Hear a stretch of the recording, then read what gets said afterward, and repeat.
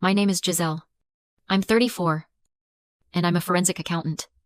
After 10 grueling months in Singapore, auditing a corporation, the only thing I wanted was to hug my 15-year-old daughter, Lily. The reunion at the airport was everything I dreamed of. She was taller, her face leaner. That first evening, as we were unpacking my bags, I asked her casually, "Hey, was that $3,000 a month I sent enough? You know, for the college fund and that big SAT tutoring course. Was it okay?" Lily just looked at me, a blank stare. "What money?" "Mom." My blood ran cold. It wasn't just confusion in her voice. It was nothing. She had absolutely no idea what I was talking about. 10 months. $30,000.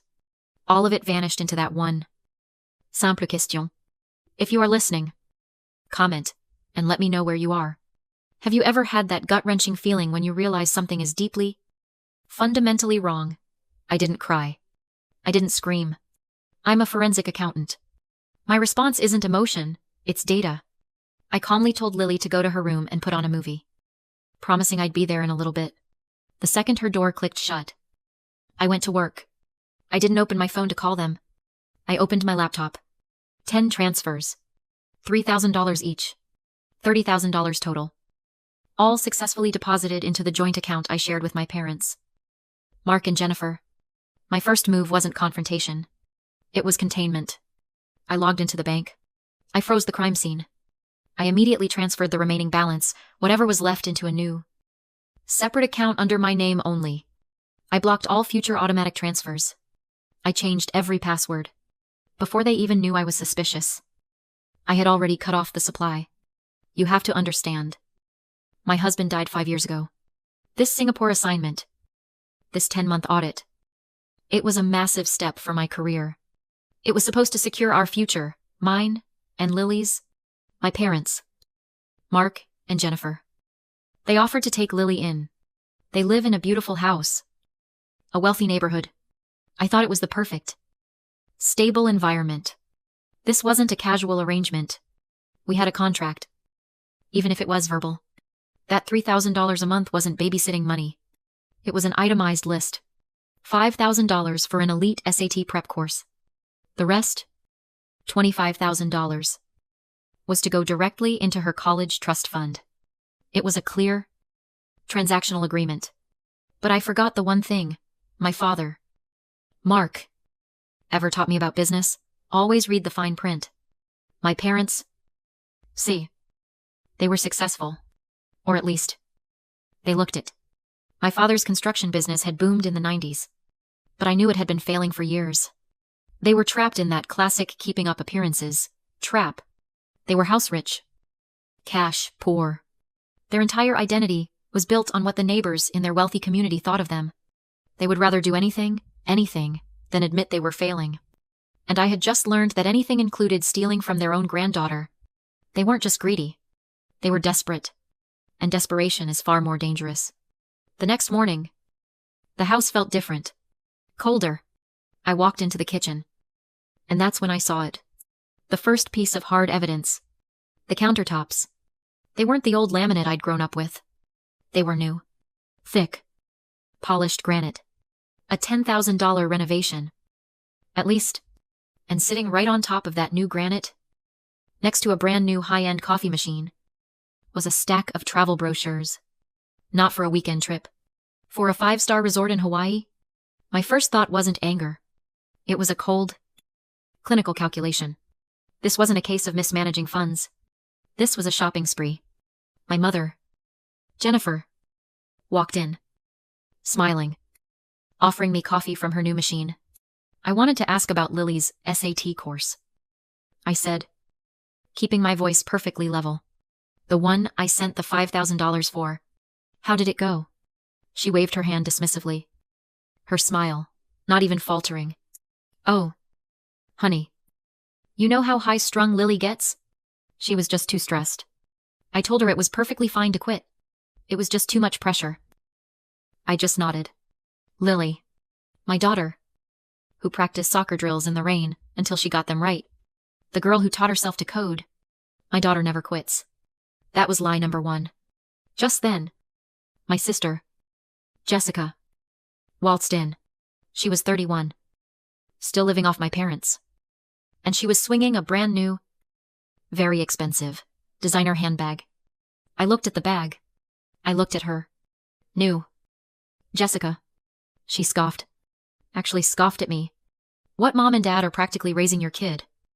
Giselle, you think just because you send a little cash over, you get to judge. You're not even here. Stop being so ungrateful. And that's when it clicked.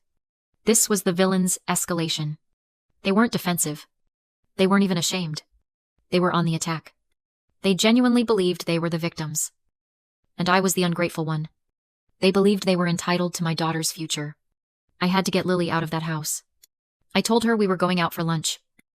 Just the two of us. Away from the new granite countertops. Away from the passive-aggressive comments. We sat in a small cafe booth. For a while, she just picked at her fries. Quiet. I could see the 10 months of weight on her 15-year-old shoulders. Lily, I said gently, I am not angry at you, but I need you to tell me the truth. What's been going on? She looked up, her eyes wide with something I hadn't seen before. Fear, they said. They said you weren't coming home. Mom, she whispered. My heart stopped. What? Not coming home. But they said the project in Singapore was failing. That you were? Struggling. Her voice cracked. That you were struggling with debt? And you were too ashamed to tell me? I just stared at her. The new kitchen. The designer handbag. The Hawaii brochures. All while they were telling my daughter I was failing.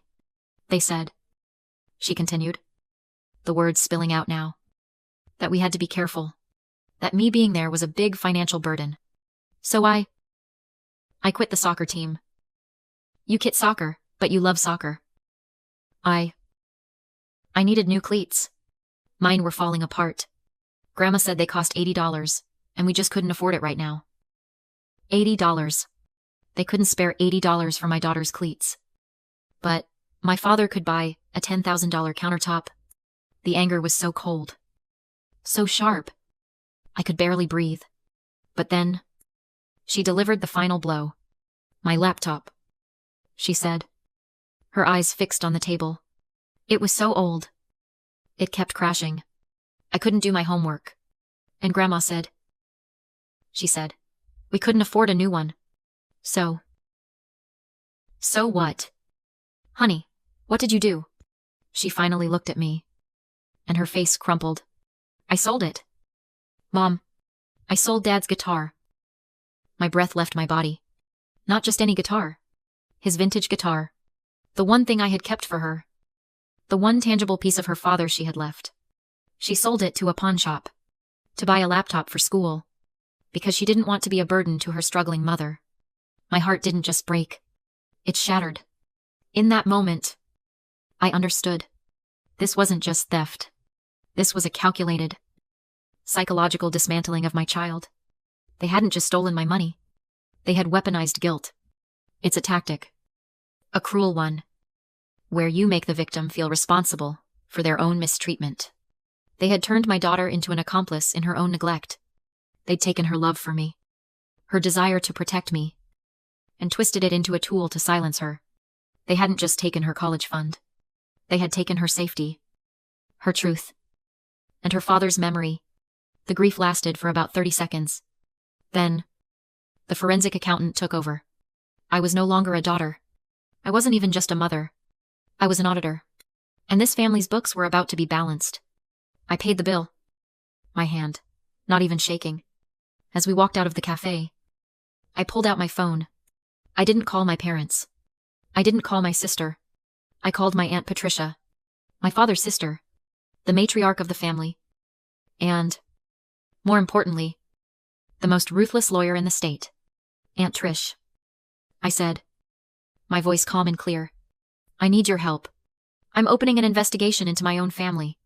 The part of me that was a daughter. The part that was heartbroken over the guitar.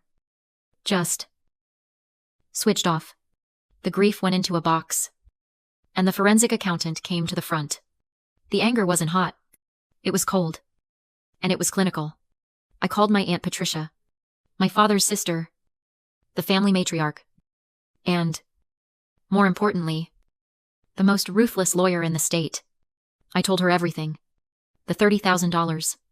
The failing business lie. The granite countertops. The guitar. There was a long, cold silence on the other end of the line.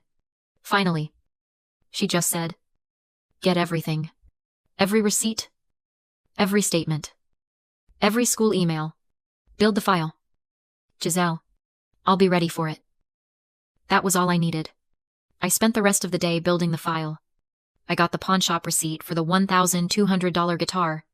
I got Lily's school records, showing her grades dropping and her official withdrawal from the soccer team. And then, back at the hotel, I started my real audit. I went back to the joint account statements, and I followed every dollar. Most of it was just lifestyle, cash withdrawals, grocery bills that were twice what they should be, charges at expensive restaurants. But then, I found it. A single transaction. 5 months ago. A $5,000 payment to Elite SAT tutoring services. My heart hammered in my chest. Lily never went to a tutor. My mother had specifically said she quit. This is what I do for a living. I took the company name, and I ran it through the state's corporate database. It was a registered LLC, filed 11 months ago.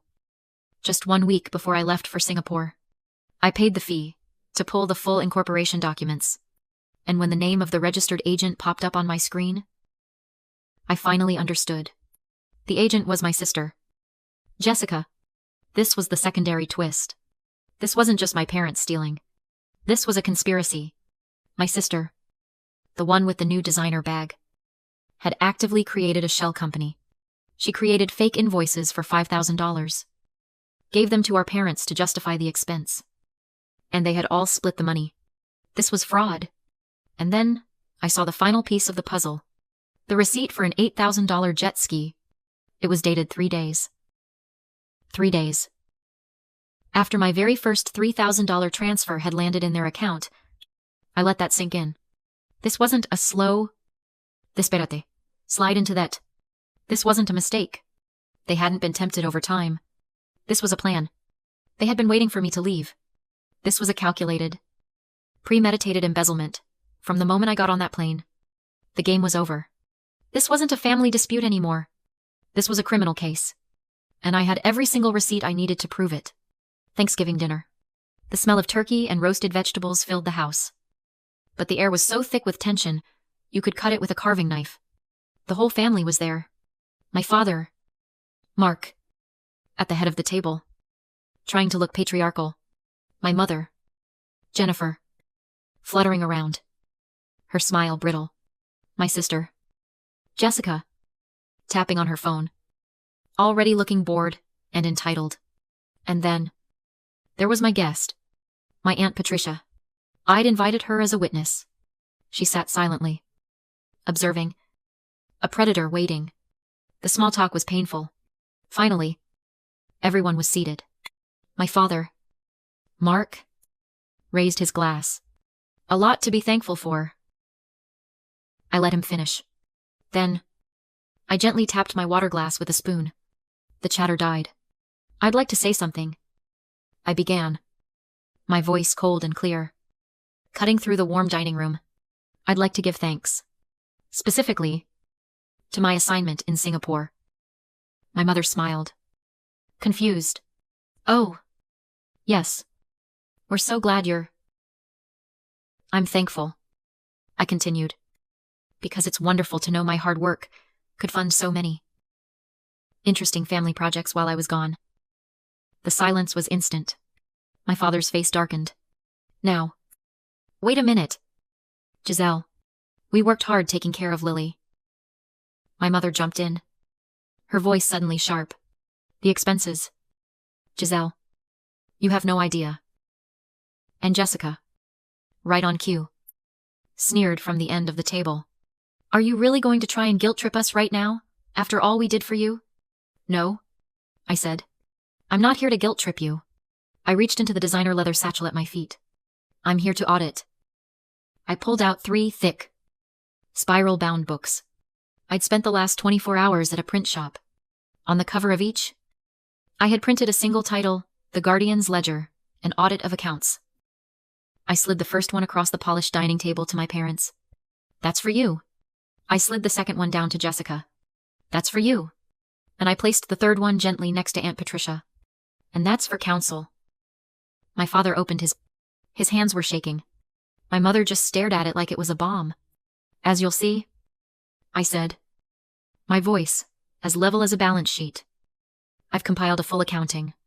It's all in there. The 10 transfers, totaling $30,000.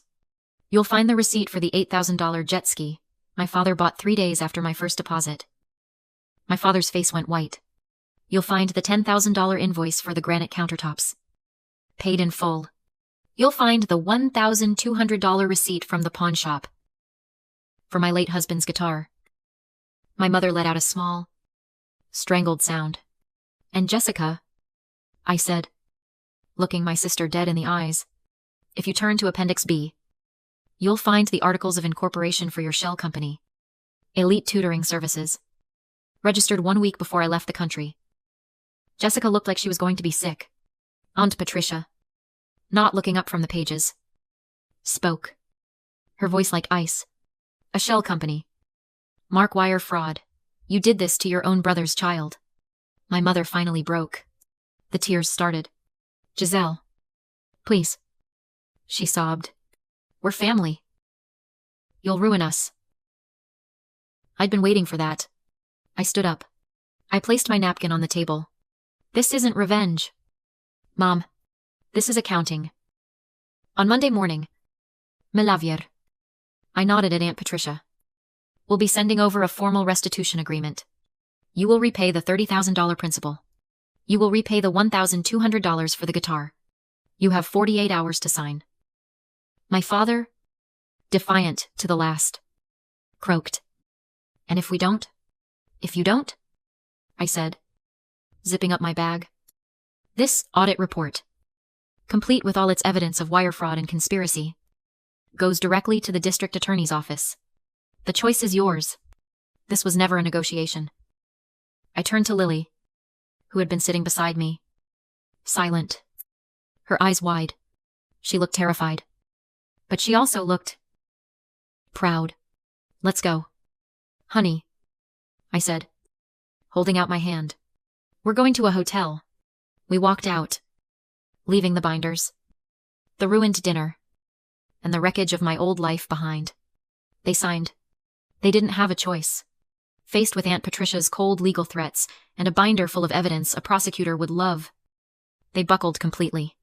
The aftermath was Guyot. Clinical.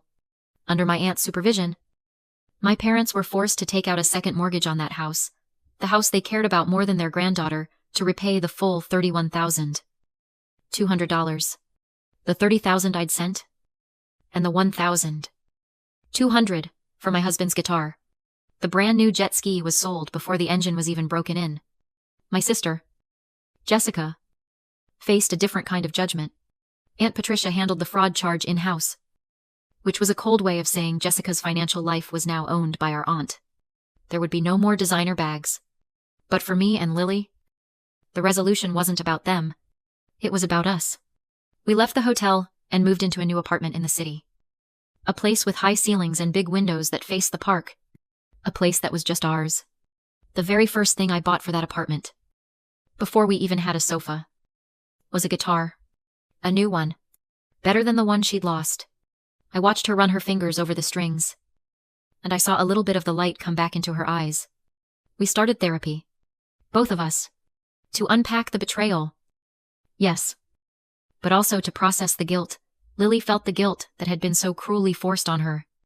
A few weeks later, I got a call from my work. The Singapore audit had been a massive success. They were offering me a promotion. A full partnership track. More travel. More prestige. More money. I thanked them. And I turned it down. Instead, I took a stable 9-to-5 position at the firm's local office. I chose Lily. As I sit here tonight, in our new living room, listening to Lily practice new chords on her new guitar, the sound echoing in our safe Kiat apartment, I finally understand. Justice isn't always about revenge. It's not about watching the world burn. It's about restoration. It's about rebuilding what was broken. Sometimes, to protect the ones you love, you have to make ruthless choices. We had to let go of bloodline to find ourselves. Because I've learned that family isn't an obligation you are forced to endure. It's a fortress you build. A place where you are, finally, safe. Have you ever had to choose between your family and your own peace of mind? Share your story in the comments below. If this journey resonated with you, please subscribe for more stories of justice and healing.